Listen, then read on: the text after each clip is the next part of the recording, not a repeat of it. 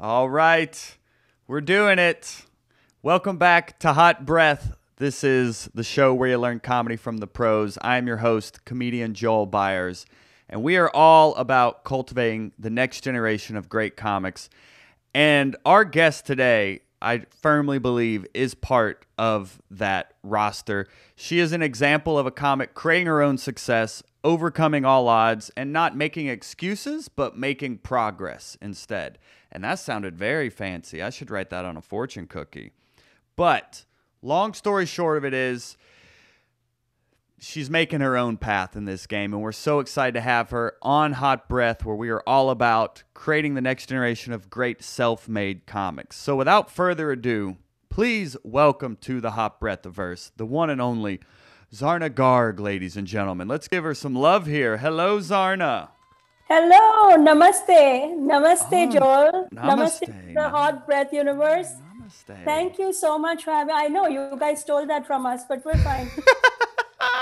She's already throwing shade. I'm too white to defend any sort of appropriation that's happening. Listen, after we lost yoga to the West, it was all over for us anyway. Well, India lost you to the West. I mean, you fled here when you're 16 to avoid an arranged marriage. So, I mean, we're doing something right here. What a mistake that was. Yeah. Some foolishness. What possessed me? Oh, I will make my own life with my husband. That is so much more work than keeping one mother-in-law happy. What? I'm like trying to go back now. Like, take me, arrange me now if anybody wants me. Do you regret it? No. Oh, no, my yeah. God, no. You think this was meant to be contained within a system that tells women to be quiet all day long? That's incredible. That you escape a system to where your job is to not be quiet all day long. Exactly. I mean, look, it's been a long road to find this path, but clearly, I feel strongly that I was meant to do this. I was just miscast in a different role for the first 40-something years of my life. What makes you feel? I feel like a lot of comics have that feeling, or a lot of aspiring comics have that feeling of like, oh, I've always wanted to do this, or I feel like I should do this. What was that? What made you feel like you were born to do this? And then how did you actually decide to do it? So I've written a screenplay, and that's a romantic award-winning comedy. screenplay, by the way. A little bit award-winning. Come on. And and that I did out of desperation. I saw a big opening in the market. I was like, why are brown women always perceived as sad and like lonely and heavy topics in the West? Which is, by the way, true. But there is another side to us. We're very fun. We're happy people too. But once I wrote that, I was still struggling how to get my comedic voice out there. Like, I could feel a tension inside me. And my daughter actually helped me make a breakthrough. I have a 16-year-old daughter who's now almost 18. And she reached out to people who've known me my whole life, like 100 people. From people who knew me as a high schooler to people who recently met me and said, can you write a line or two about what your favorite memory is about my mom? And she got 100 notes back, and almost every single one said she made us laugh. So my daughter gave me all these notes and said, if you don't do something with this gift, I'm not sure what else the universe needs to tell you. And that's the sad story of how, the sad beginning. I cried, I wept, and then I was like, is there money in it? Is there money in it? Because I've been a volunteer for like 15 years as a mom. Like, can somebody pay me for something? Yeah, you go from being a lawyer to then I'm going to be a comedian? No, I was a stay-at-home mom for 15 years. Stay-at-home mom for 15 years. Okay. Yeah, I mean, listen, I'm an immigrant, and that means certain things. One of which is that I have no support system in this country. And like, it's not a complaint, it's just a fact. I don't have family here. As soon as I had kids, the reality of like, who's going to raise this thing? You know, no one tells you that after the cute baby arrives, like somebody's got to be with it all day, every day.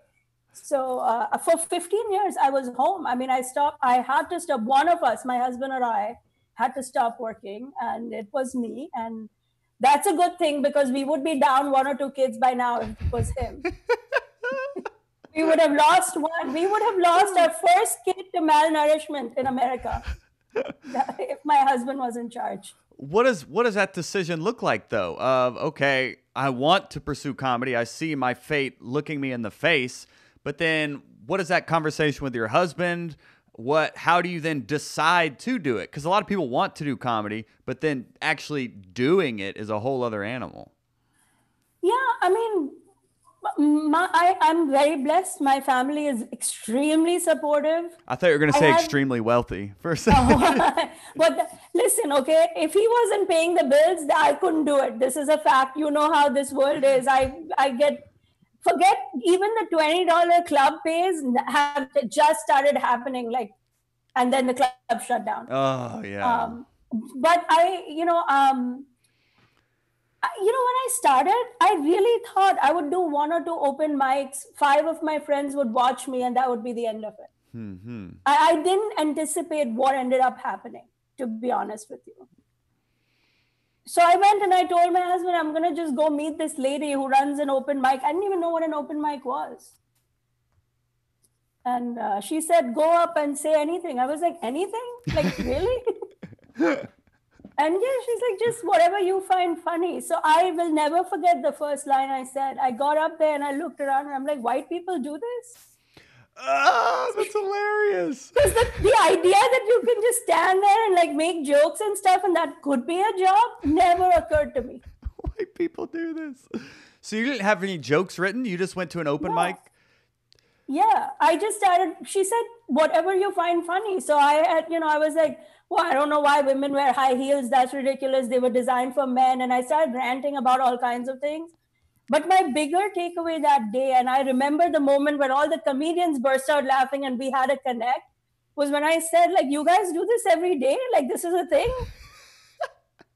I don't think people in America realize how extraordinarily rare and privileged and special it is that you can get up on a stage and make fun of your president, your prime minister, your this, your that, without fear of persecution, without fear that you're going to get attacked. I mean, I could never do this in India, ever. I wouldn't even dream of it. How dangerous is it there? I mean, recently an Indian female comedian's joke was discovered online, a YouTube joke about Hinduism. It's the mildest joke on earth. It's nothing evil or earth-shattering. But somebody discovered it and they went in, they destroyed the club where it was filmed, they broke her house. Comedians are routinely jailed in India. This is not uncommon. You piss off the wrong person and you don't even know who the wrong person could be. Because in an audience of a few hundred, who's right and who's wrong? There are consequences. I mean, free speech has a different meaning outside America. And definitely in India. I can't speak for the whole world. But in the brown nations, and especially as a woman, I think the men get away with it, have a little more levity. The men are like, ooh, they're intellectual, they're making social commentary, and the women are being vulgar. That's what I knew. India has a newer comedy scene, so I didn't know how all that played within the actual just cultural expectations, So the established comedy scene in India is extremely misogynistic. They make fun of women. The women are the punchline.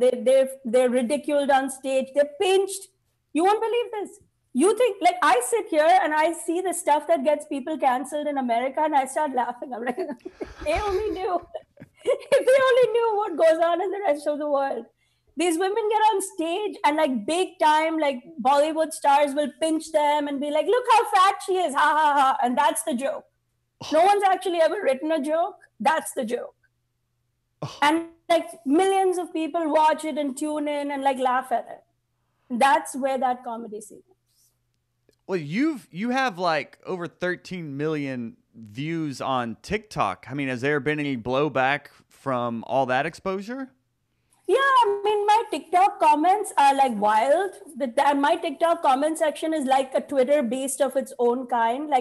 I feel with TikTok, I have Instagram, Facebook, and Twitter combined to create my TikTok account. Because people get very passionate about my jokes and what I'm talking about. But I have a huge I have a huge contingent of supporters. So one person like pounces on me about something and then 100 other people attack. Like it goes on all day long. Mm-hmm. I've actually pulled one nerve on my right arm just from responding to TikTok comments. It's like in the last 4 months. And I can't, I keep up. I try to stop the wars because I don't really, if somebody, is mean to me, I don't care. Like it doesn't, listen, you know what goes on in the clubs here. I deal with a lot more than that. So I'm not interested in starting any war over this. But people do get passionate, and I get a lot of heat. Of course, oh, she's making fun of her mother-in-law because in-laws are so sacred in India. But how about the family reaction? They love it. My husband loves it. Like he can't wait. He's like, get a Netflix special so I can put you on mute. My kids love it. They understand what I'm doing. Mm-hmm. They're firmly behind. My children are my biggest source of strength. And also, like, I don't know who thought child labor was a bad idea. I think it's great. I make them work. Every show they're working, every park show, all three of my kids, one has to collect emails, one has to like give up hand sanitizer in the world that we're in right now. A third one is selling water, selling, like gently suggesting donations. Wow. So I put them all to work. What about family in India, though? My in-laws are on board. And I think when I first started, everybody was nervous, like, what's she going to do? But the more the business has grown, the more they see what I do. I think my screenwriting win helped give me some credibility, because for 2 years, all I was doing was writing, when I was writing the screenplay, and I was like, oh, she's writing. And that means nothing to an Indian person. You like reading and writing, they're like, what's that and why? You don't get paid for that. If you tell an Indian person you're reading a book, they'll be like, why? Wow. Unless it's a math book, then you should read it. So for 2 years, they were just like, whatever, she's writing. And then like out of nowhere that, this big honor came my way. And I think people sat up and took notice. And now they see my comedy. I mean, I'm all about crafting a good joke. I take a lot of pride in writing a good joke, really working it. I love that this community exists in America. Like I was so meant to belong in this world. No, you're talking about Hot Breath? Hot Breath, 100%. The number one writing community, the number one joke writing community in the world. Wow. And I'm honored to be to be invited, even though I stalk and do all kinds of bad things too. Like I stalk everybody's jokes. I'm like, what did he write? What did he write? What can I steal? Yeah, but before we jumped on here, you were like, wait, you do all this for free? I was like, well, don't say that too loud. I don't want my wife to hear. But yeah, I mean, as of right now. Well, we work together to change that a little bit. I agree. Yes, I'll patch my wife in on that call. Yes, but yeah, it is. I just love. I've been doing comedy 10 years, and I've self-produced my own tours, my own comedy special, and the podcast has been going on 5 years, and it's just all about just helping comics get better at comedy. And this community kind of grew from quarantine and us not really knowing what the next step is. So I kind of put all my attention online. And now we do the daily joke writing club where there's comics that tune in from Australia at midnight. And there's comics in India, in the UK. I mean, all over the world, there's comics that tune into this every day. So it's really been very rewarding. But I do see where you're saying, but every day for free? Huh. Well, that was a joke, but not really. But not really. I didn't take it personally. Yeah. No, I meant it as a compliment. It's a lot of work. Mm-hmm. You're so organized. You're so methodical. You built this outstanding community. I mean, this is stuff that people get paid to do. And it's a lot of work to do it well. Listen, anybody can start a podcast and anybody can start a writing club. But to do it at the level at which you're doing it, that's a whole another level. And I have a lot of appreciation for it. Wow. I appreciate you saying that, Zarna. Thank you. Absolutely. I even when I don't write the joke, I'm always logging on to read what people are doing.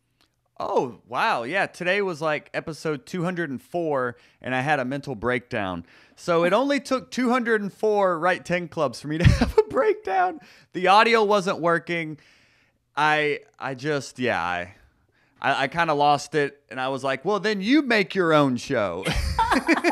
Well, there's your joke for the day. Yeah, that was my joke for the day. That's your joke for the day. Listen, but that's a part of running this, being part of this business. I mean, it like, online, I'm sure you've had your technical snafus during shows and stuff. Yeah. Mm-hmm. I've had, I've had my issues, and, we're all in this together, even though not really, as you know. Like, we're not in this with Ellen DeGeneres, for example. Right. But we're kind of sort of in this together, so everybody gets it. I think people have to be forgiving of some of this stuff. Yeah, for sure. But how long have you been doing comedy?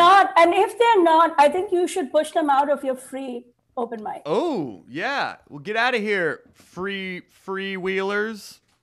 Yeah. Come back tomorrow. Yeah, I can't even commit to it. And it's some people have never even done comedy because of quarantine. So it's like they're just learning how to write jokes. And then when live shows come back, they'll be getting on stage and things like that. But how long have you been doing comedy specifically? It's a little over 1.5 years now. What? Yeah. I did my first open mic in April of 2019. Yeah. Yeah, but Joe, let me explain something to you. I'm a little mental, little unstable in my mind. When I want something, my brain starts spinning like a top until I get it. I can't control it. It's actually manic. Truthfully, I'm telling you. And a lot of comedians I think are like that. You may be too, because you've self-produced albums. You can tell the comedian who's not sitting around waiting to be discovered. It seems to me that there's at least two different types of comedians. There's one that believes in the craft and honing every joke to the nth degree of perfection, and then waiting for that moment of discovery by a big agent. And then there's another class that's just grinding hard every day and pushing through one obstacle after another. So I feel, just based on what I've seen of the work that you do, that you and I might be cut from a similar cloth on that one. For sure. And that's the ethos of Hot Breath is, I hope I used that word right. I had to use my $80,000 liberal arts degree somehow, so I used ethos. But yeah, that's what we say every day in here is, we're creating our own success. That next generation of great self-made comics, really starting to empower people regardless of how far they are in their career or how much they know about comedy to start creating their own success and opportunities. And you being 1.5 years in, because I've seen your stand-up and it's already very funny. So you already have a really good grasp of just comedy writing. I could tell just from watching your stand-up. But then to think about how a lot of comics don't understand this, but it's called show business, and each one is a full-time job to pursue. Getting good at the show is a job, and then getting good at the business is a job. But you seem to have really already been able to find an intersection between the two. That it's wow. 1.5 years, I was not expecting that. Wow. No, I think I started with a focus, and I have to. I'm older than many comics who start. I have 3 kids. I have a full plate of responsibilities. I started going down this road strategically that I have to focus on the business side of it, because either it's a business or it's not for me. I don't have the luxury of taking it on as a hobby for too long. I'm being honest with you. I would love it. I would love to luxuriate in doing open mics and not worrying about how I'll make money. But I just can't. I can't justify leaving my kids and whatever it costs to replace me at home. And it makes me feel like it's proof of concept.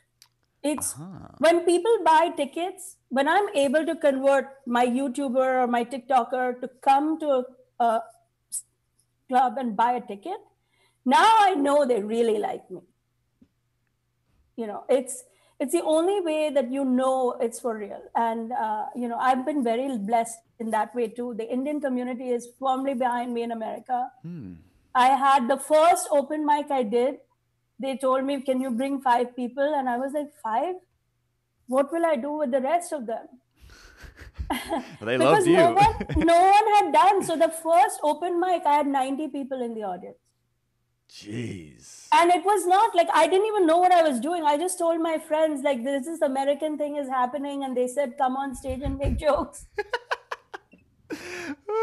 And they were like, you'll make jokes? I said, okay, I'll make jokes about our mother-in-laws. Come. And then everybody came.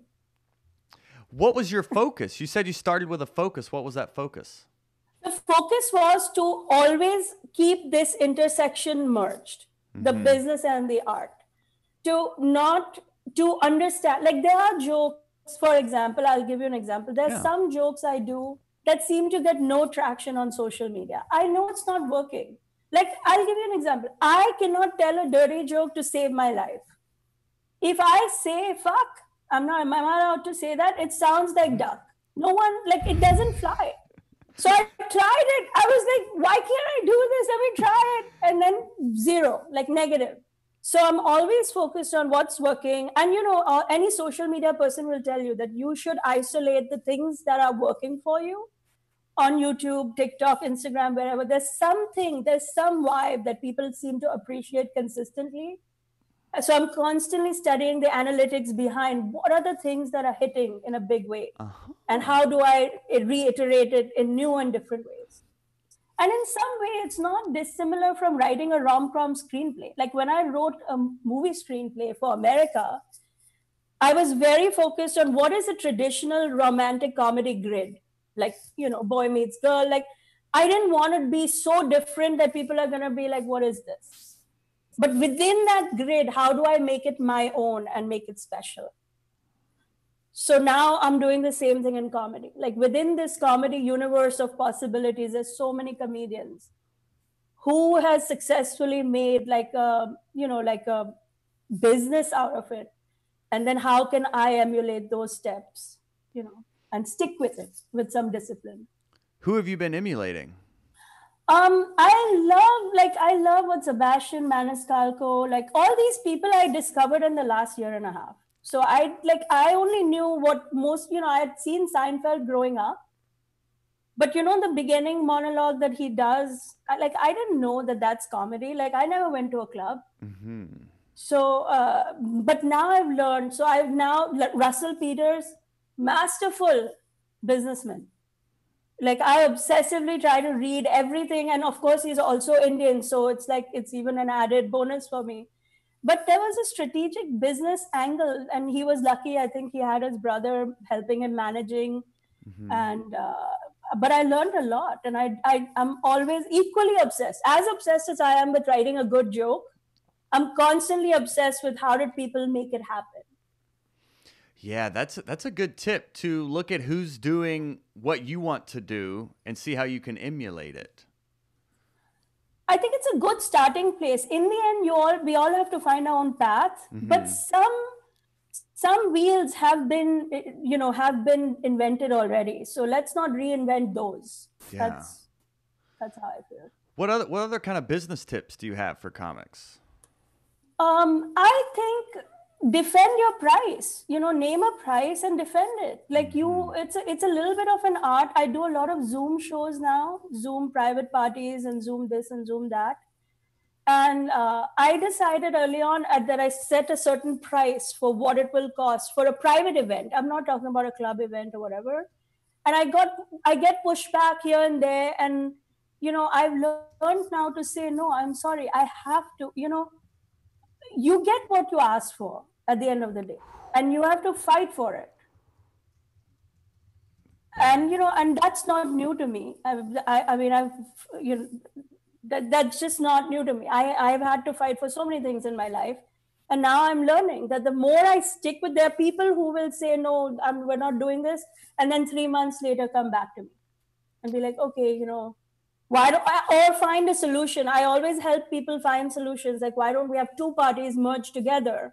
And then it's a little more cost effective. And, but I think defend what you think you're worth, because what you think you're worth is what the industry is going to think you're worth eventually. I think. Ooh, that's good. Yeah. Because if you don't value yourself, why will anybody else? And that's interesting. When you mentioned earlier about looking for ways you can create your own path in the game, and people are just now starting to get into Zoom shows, and it seems you're creating a business around Zoom shows. I did immediately in March. We had a lockdown for a week. I was like blown away because I lost all my shows. I was scheduled to be in the New York Comedy Festival. That was gone. Everything that I was excited about gone in a week. So for a week, I was like out of it. But then I said, you know what? There's always an opportunity hiding in this kind of madness. That's just how it is. And so I started doing Zoom shows, and I now believe that in during the actual main lockdown, when everything was shut, I lost all my New York friends because I couldn't meet anybody, even the people I knew in the city. But I found a whole world of friends outside, because I would just sit on my computer and like try this and try that. And at that time, people were so forgiving. Anything, to get a little bit of a laugh. So just like the experience you're having with joke writing, I had with my comedy. I would be like, hey, I'm happy to do a show in Australia time. Let's see if somebody logs in, and I would put an Insta story out. And like 10 people would log in to watch a free show on IG Live. And then that became like my base for like, hey, if you ever want to book me for a party, I'm available. So it's very slow, it's painstaking, but it got me a start in a new market that how else would I ever access sitting here in New York? And gosh, this is such great timing, because I was just thinking this past weekend about the business opportunity within doing Zoom shows. And I've done a few for family friends, but I just see the potential, beyond like Zoom parties, corporate events and things like that, I think can all be done via Zoom. Yeah, and it's being done now, because these corporate events, like for example, the corporate meetings and stuff that happen, they're so boring. They know it. The Zoom fatigue is real. Yeah. You know what I mean? Like I like it. I believe there's a whole thing about in February, March, when Zoom first started, like we were all so formal. We sat up, we took a little bite on the side and shut off the camera. We were all civilized. In July, you're like drinking a little drinky. And then now we're taking a shower in the background, Zoom's on, no one cares. Right. But stuff is tedious, it's boring. It's what I hear from corporate people that I reach out to. And adding 10 minutes of a real comedian is nothing to them. They used to do corporate lunches that would have been like 20 people going to a restaurant and ordering all kinds of, all of that is gone. All those budgets are sitting around now. You just got me excited. Yeah. See? There it is. Yeah. There, see, the roads, if you keep thinking about it, avenues will open up. I mean, I reach out to companies every week. Hey, would you consider adding a comedian? Do you have a show? Are you celebrating something? Or even just in an annual meeting, like maybe you're crying. Maybe you're crying like a lot of companies are. Let me help ease the pain. And you'll just do like 10 minutes. That's what you offer. Yeah. And they pay. And I do traditionally the Zoom shows I do are about 20 minutes, but I find in a corporate setting, even 10 minutes is enough. It's enough to break the tension, to make people relax about whatever it is that they're doing. And I'm in and out. And now people are so used to people going in and out of Zoom meetings that it's just not even unusual anymore. How are you reaching out to them? How are you finding these businesses? And are you these friends, or how are you starting to reach out to these people? My friends that way have been very useless. They only want to come out and have a good time. So they'll come out to the clubs and all. But this avenue I have kind of developed myself. Okay. So I've gone down the path of like how many companies have Indian employees, like lots of them. So think about it. All the tech companies, all the engineering companies, all the hospitals. I've done so many shows for big hospitals. You know who needs a laugh right now? Medical staff. Those I do for free. I did for free all summer, like a Mount Sinai or this hospital, that hospital. But what it does is, if say 50 medical staff personnel see me, and if one or two of them is having a private event, then they can think about it as an option. So it's a win-win for everybody, and it's a short show. Sometimes people log in from their cell phones, just watch a few jokes. Yeah. Oh, that's very smart. So I'm thinking like, my comedy special is called The Trophy Husband. So it's almost thinking about businesses within like the wedding industry or planning industry or something. Maybe there could be something there. Well, there's Zoom weddings happening now. So there are Zoom weddings. Yeah, absolutely. Zoom bachelorette parties, Zoom weddings. Everything is moving to Zoom, and I think even when the world does open up, whenever that is, some aspect of this will remain because it's just so easy. I agree. It's like, I don't think it's going away anytime soon. If anything, it will only become more sophisticated. There will be more bells and whistles in the app itself, so you can do a lot more. So you're researching companies that have like Indian employees, and then who are you emailing, or do you have a press kit attached? Like, I have a press kit on my website. That's one of the first things I did, because it's basically like a business calling card. Look, I was never part of the club hang. Like, I was never hanging out with people. I didn't have the ability to do that. So I had to find creative ways to make myself known to somebody who was interested in buying a comedy unit, So I have a press kit, but doctors, like, it started even small. Like, for example, my own doctor, my personal, what is it called in America? Family doctor. Mm-hmm. When I went to him, I said, like, hey, you guys look so stressed out. What are you doing in here? Let's do a joke. Like, let me do a 5-minute show. And I would try to get it. So my kids, luckily, I have so many kids because I'm Indian. I just kept giving birth for years. So his pediatrician, their dentist, their orthodontist, whoever, anywhere. Anywhere I went, I was like, listen, I'm happy to do a 10-minute show. Next time you guys have a Zoom meeting. And I was like very surprised when people started. And so initially I did a lot for free. Okay. Just to get the word out. Mm-hmm. And then from those shows, word started spreading. Oh, you know what? She's funny. Like, if we're having a family gathering, why not have her for 10 minutes? Oh, okay. And then it started becoming more paid events. Yeah. And are you making, you don't have to tell me numbers on air, but maybe after, but are you making like as much as you would for a live show doing these? Well, okay, so if I produced a live show and I performed in it, I made decent money because the ticket sales and all that was exactly. Yeah. But if I was on somebody else's show, I made nothing. Mm-hmm. I mean, as you know, it's minuscule. So the answer to that is yes and no. Of course, if I'm producing a sold out show myself at Caroline's, a 20-minute Zoom show is not going to compete with that. Mm-hmm. But think of how much work you do to get there. Like, when I did my show at Caroline's, it was an insane grind to make sure every last ticket was sold and that it was a full house and that I was bringing value to this club that chose to give me a shot. I mean, I was so new when Caroline's gave me a show.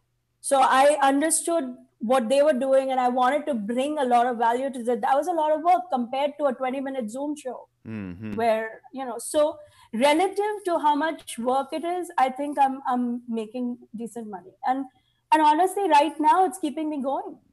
Like, what else? The options are limited, as you know. Yeah, you've really inspired me, and hopefully people watching and listening to really look at this as an opportunity. I like how you're framing all of this as, well, you could see it as positive or negative, and you can like sulk or you can get to work, and you're getting to work in a year and a half. It's just that's wow. I'm impressed. It's inspiring, really. I don't think saying, don't be impressed. It took me 40 something years to get here. You know, it was a long road to figuring out that comedy is like now in hindsight, even I'm like, what was I crazy? Did I not know comedy existed? Mm-hmm. But it's culturally not what my people do. Like laughing, no. Like I make jokes about this. Don't worry, be happy would never be an Indian song.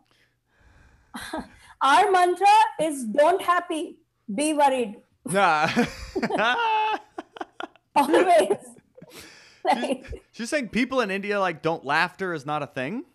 Not at this type of comedy. So the type of comedy they laugh at is what I described earlier. It's you know, they don't understand that well-crafted joke and that if somebody is making a joke about you, it's not necessarily a mean-spirited punch. It's just observational.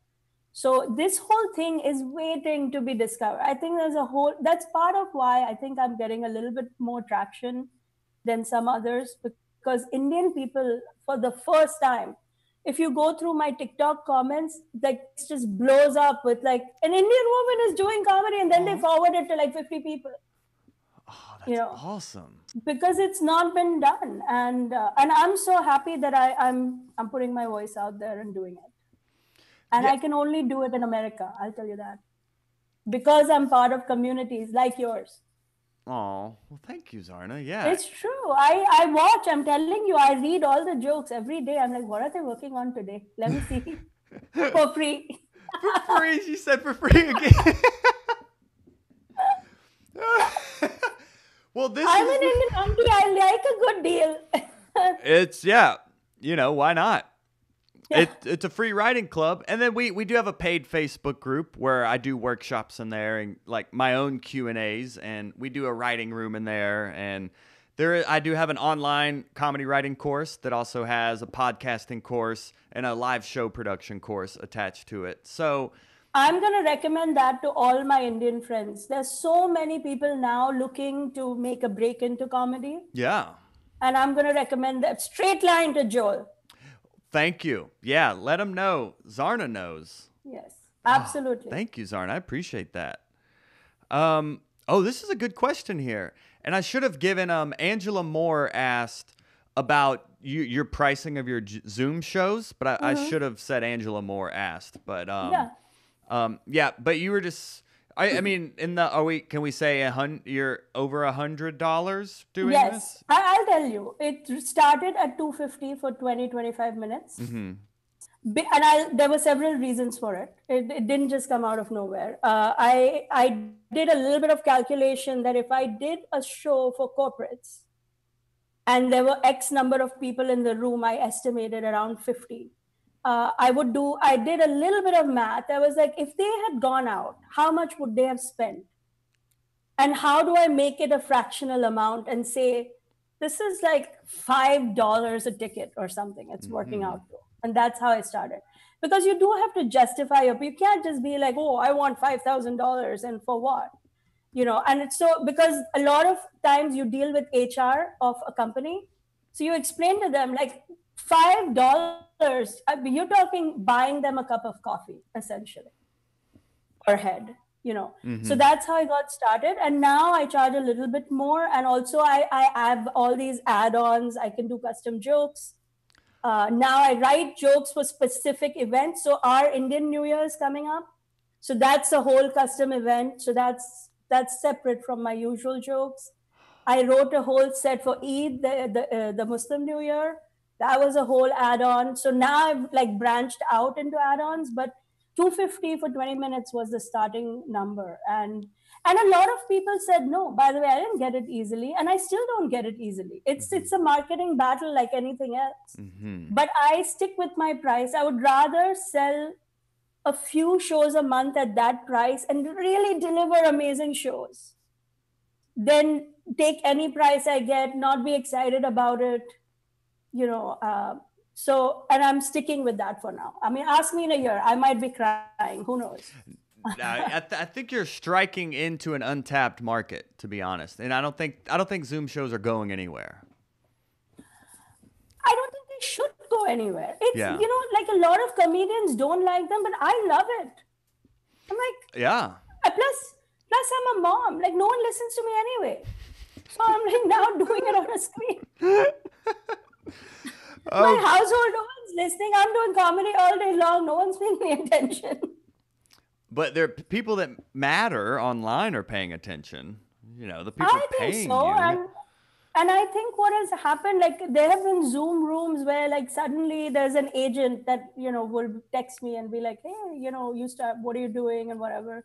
Oh, I don't have cool. representation right now, but I do. There's always, you don't know who's in what room. You book the thing and there's like 50, 100 people. You don't know who's who. And I'm just happy to get my name out there. Usually I'm just thrilled that somebody's tuning in and listening. What in terms of like marketing, and this is something Bob Kirk is asking. Mm-hmm. If he's like, if you look at your day, how much time in a day would you be marketing and selling yourself versus writing and performing? 60% marketing and selling. I really believe that the marketing is the lifeline of the business. Would I rather be doing the joke writing and working on the jokes? Absolutely, because I love doing it.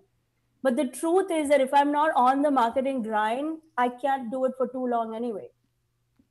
So as we were discussing earlier before, the podcast is also book. It takes time. People don't realize how long it takes to do something well, and then to bring it to a level where you can sell it and charge money for it. So I spend an inordinate amount. I spend a lot of time networking. I'm part of various networking groups, women's groups, this group, that group. I'm always in and out of Zoom rooms learning from other people, like how they've grown their businesses. It's also something I like. I'm interested in it. I love learning the strategies. So, what does that 60% marketing look like? What are you doing? You mentioned looking at social media analytics. What other kind of marketing tips do you have here? Like, I'll give you an example. There's a company called Brunchworks. Okay. Now, Brunchworks is basically a networking platform, and they invite experts from all kinds of things. And you can pay like a $30 fee or whatever and listen to them and interact with them. Not just listen, interact with them. And they have like heads of studios, heads of entertainment companies, the VP of this, the development head of that. So if I see anything of any interest, I'm there. Like if for $30 I can actually get a face to face for 5 minutes with somebody like that, it's worth it to me. But you have to do a lot of those to build one real relationship. You have to go into it more with the idea that you're going to learn from their expertise and then hope that there is a relationship. So that's a big part of what I do in terms of marketing, because it's also two-way, right? Now they know that there's an Indian woman comedian who's doing this and this in New York. So I spend a lot of time in these learning sessions all day long. Like you said, looking at comedians and how you can emulate their success, the same thing with other people outside of the comedy industry. Yeah, honestly, any creative industry would be totally relevant. Like any type of creative field works. I'm working on writing an animated series right now, and a lot of the animation studios offer free networking. If you go through their web pages, they'll say we're doing a free Zoom show on how animation happens. Now, even if I don't really want to know how animation really happens, because all I want to do is write, by being in that room, I'm entering that matrix. Now they know that I'm writing something. I know that they know other people who are buying writing. So, but the mistake I see people make is that they'll go to three things and say, I never heard back. It didn't really pass. It's not like that. You've got to truly enjoy the process and put yourself out there. And it's a lot of time. There's just no way around it. And then I think things start clicking. Yeah, it sounds like you're putting out a lot. You're not just reaching out to three people and they're all like, "Yeah, come on down." It's like joke writing. You write 20 jokes and maybe one sticks. Exactly. And it's the same, and that's the same in any business. It's not even creative. It's yeah. Yeah, and Bob followed up with what media do you what media do you sell through? How do you reach your potential clients? For my Zoom shows, I think people are interested in that. So I email everybody, people with requests, and it's a lot of cold emails. It's a lot of cold emails to HR, a lot of cold emails to doctor offices, my neighborhood offices. I try to hit small businesses. Now I do free park shows. I, for the life of me, can't get a spot on anybody else's show. So I just started producing my own show. I was like, all right, let's see what it takes. But when I have people there, I'll pass out information on Zoom events that they can hire me for. Oh, that's so why do you think I have all these kids? I make my kids don't talk to everybody. Why do you think I have all these kids? Oh, that's so good. Yeah, I was thinking ahead. 18 years ago, it was all in there. It's so good. Yeah. Oh my gosh. And if they had fun, then they might consider me for a Zoom party. You know what I mean? Like if they thought that they enjoyed what I did, then they might consider me. So yes. You're always promoting your Zoom shows, even if you're doing a free. That's so good. I am what's great, and like how long it took for this to get scheduled, but then the timing of it actually happening could not be more perfect. For this is like right. I think probably a lot of comics are thinking of like, man, I'm doing a lot of Zoom shows. There's probably some sort of way to make money on this, but like it's all like sparking, I think, at this instance. And it's so generous of you because what you're also representing right now is like, when we think about that next generation of great comics, how you're saying, for the life of me, I can't even get on someone else's show. I went through that, so, like in my own comedy scene of like, I just want to get on stage so I can get funny, but there's cliques and there's cool kids. And what we're trying to do here through a Hot Breath is like, hey, there's enough room for everyone. There's enough, we can, like, we're interviewing all these comics and they're like, here's how I did it. Go do it type deal. And at the end of the day, you've just got to be willing to put in the work. And most people aren't willing to do the work. Yeah, I mean, I am not like I give all secrets away. When I ask, often people are secretive, and I don't really understand it because, first of all, there's nothing proprietary about any of these ideas, and second, I believe rising tides lift all boats. Yes. Yes. I think we can work together to make comedy a thing again, and lift all of us up together. We're not competing with each other. It's not that small. If you look at how much money comedy generates for the social media platforms, you realize how much money there is to be made. How much content we give away for free to Facebook, Instagram, TikTok, YouTube. What do you think they're doing? They're monetizing all our work. That's how they become what they become, right?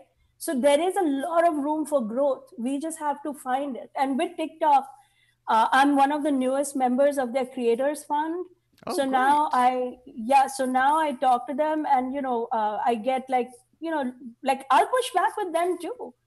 They took me on as a creator. They want to support, and I appreciate that so much. But I'm also bringing a new and unique voice to the table. So I feel like all of us have to together say, well, we're doing all this work. We're bringing all this to the table. This is how YouTube get 1 billion views.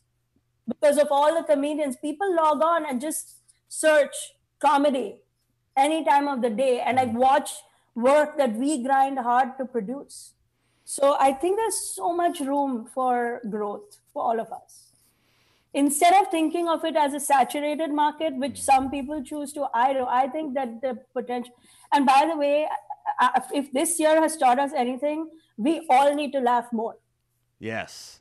For sure. And I think that scarcity mentality is of the old comedy mindset. Like we talked before we got on here of there's an old mindset within the creative space, but especially comedy of like you shouldn't make money or you're somehow taking advantage of the craft in a sense. That's an old mindset that I am having to break myself out of as well. But it's great to connect with comics like you who have broken through that or are setting the new standard of that next generation in comedy that we're talking about. It's well, beautiful. I think in the old days, and I wasn't here when this was true because it all changed this year.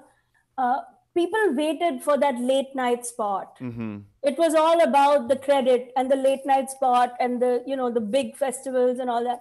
Like, I think I started comedy knowing no one's giving me a spot. So I just have to find like my own way. I mean, I and in some way it became a blessing because it's not a path I ever really actively pursued. And now look at where we are. The digital world has upended that in such a big way. Who knows what's going to be the new thing next year? Yeah. So I think that scarcity mentality was tied to like how many people can Fallon have on at a time. So we're all fighting for those same 4, 5, 10 spots, but it's just not true anymore. Like there can be 200 of us with 1 million people account each on social media, and we'll still not even be a drop in the social media ocean. Mm-hmm.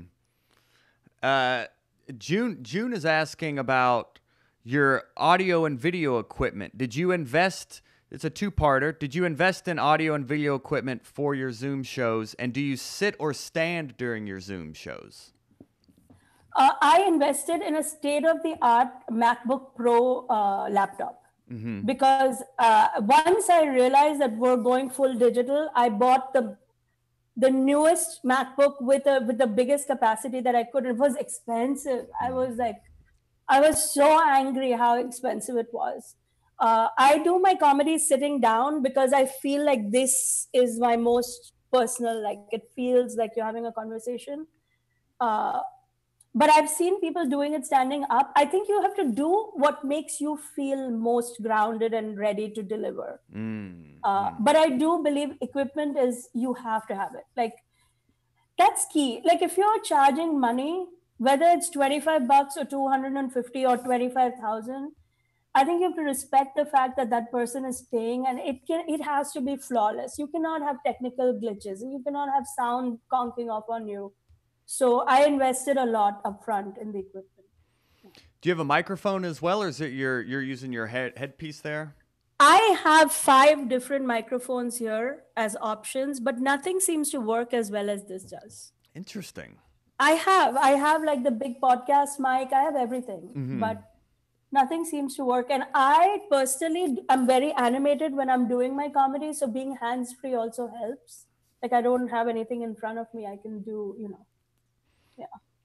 And as we're landing this plane here, you've been able to generate a lot of momentum on social media.